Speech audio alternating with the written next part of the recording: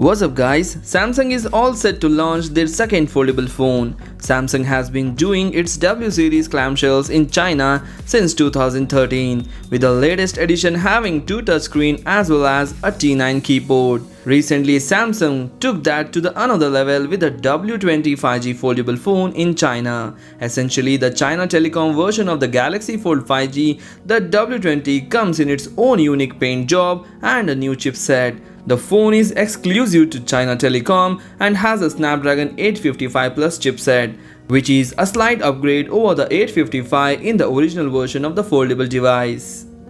The specs of the phone are well known: the 7.3-inch dynamic AMOLED panel on the inside and a secondary 4.6-inch Super AMOLED screen on the cover. Samsung is shipping the Galaxy W20 5G with 12GB RAM and 512GB of storage. While the battery is 4235 mAh, it is slightly less than the 4380 mAh capacity in the non-5G variant.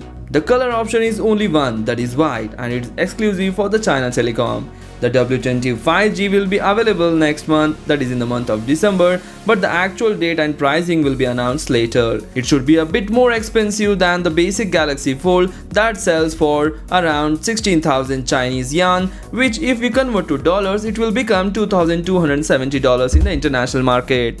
So these are all the details about the Samsung Galaxy W20 5G phone. If you like the video, please hit the like button and do share this video among your friends. Thanks for watching. Take care. Bye bye.